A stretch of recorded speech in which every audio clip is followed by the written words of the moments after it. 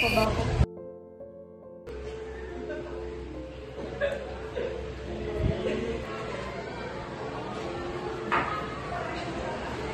Napag-isip-isip ko lang.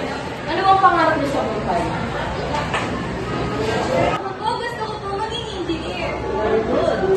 Ako po, gusto ko po maging negosyante.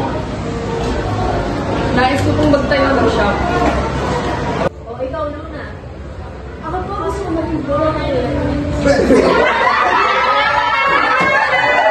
Siguro, ulit lang kita dyan. Oo nga, sana paghihirap mo dyan. Luna, gusto mong magutom? Anong mapapala mo sa pagiging guro? Sa hirap ng buhay natin, dapat maghanap ka ng mas malaking kita.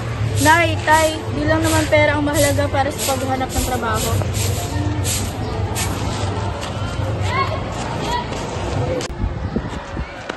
Tara, Luna, sumama ka sa amin. Oo nga, walang saysay ang pangarap mo. Kung ako sa'yo, hindi na ako aasa sa pangarap na hindi naman magtatagumpay. Luma, gusto ko magtagumpay, lumayo ka sa kanila. Hindi dapat tayo magpadala sa tukso. Hindi tayo pare-pareho ng pangarap. Ngunit isa lang layunin natin, ang magtagumpay. Minsan, gusto ko lang sumayo sa pagiging guro. Hi, parehas tayo. Sabi ng magulang ko, imposible daw na maging engineer ako. Guys, lagi ako nagtatawanan. Sabi nila, babae ako, pero gusto ko magtayo ng negosyo. Alam niyo ba, sabi nila sa akin, hindi daw ako magtayo. Kaya ayun, naniniwala sila na hindi ko kaya magtayo. Pero hindi tayo titigil. Kasi kung gusto natin, walang makapilisan. Alam niyo ba, ang daming bansang nangangailangan ng guro, engineer at workers? Bakit? Hindi sabihin may pag-asa pa kami. Siyempre, kung may sipag at syaga kayo, walang imposible. Luna, ano ba ang nagpapasaya sa'yo? Ang pagtuturo ko. Kung ganon, yan ang dapat mo sundin.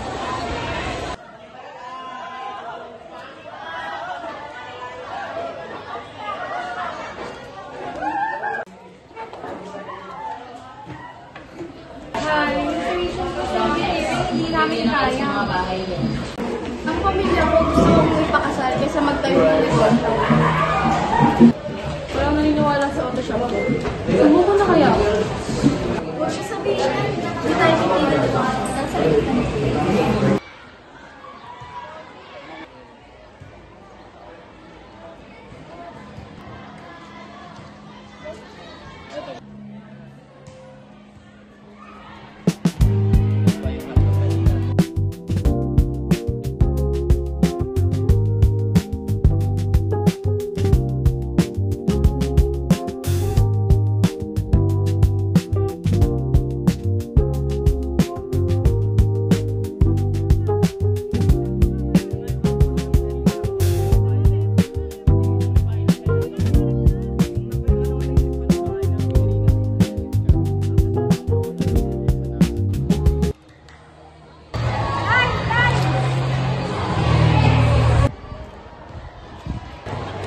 Luna, pasensya ka na. Ito ang gusto mo sa sumabing ka.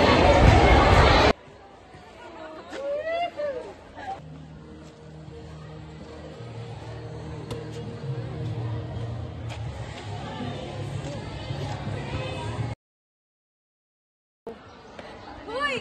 May maganda akong balita! Nakapasa ako sa scholarship! May nag-invest sa negosyo ko! Talaga po? May tumulong sa akin para makapagpatayo ako ng auto shop. Talaga ba? Oo!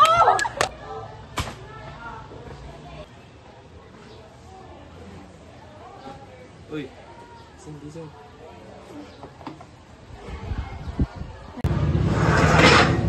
Huh? Panaginip?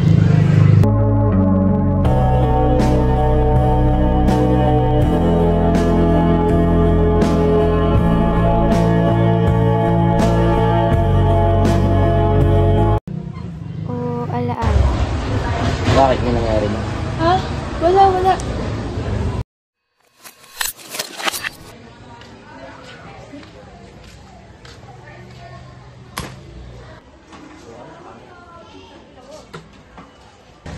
Diyan ka na mabibili lang ako pagkain.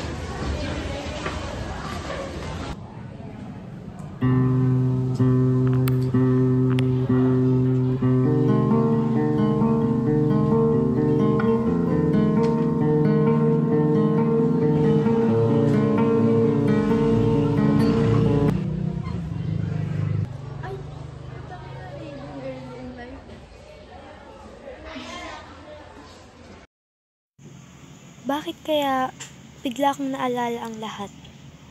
Siguro gusto kong paalalahanan kung paano ako nagsimula, kung paano ko ipaglaban ang pangarap ko kahit maraming hadlang. Dahil sa bawat hirap, natutunan kong bumangon. At sa bawat taong naniwala sa akin, natutunan ko ring maniwala sa sarili ko. Siguro kaya ko napaginipan ang lahat.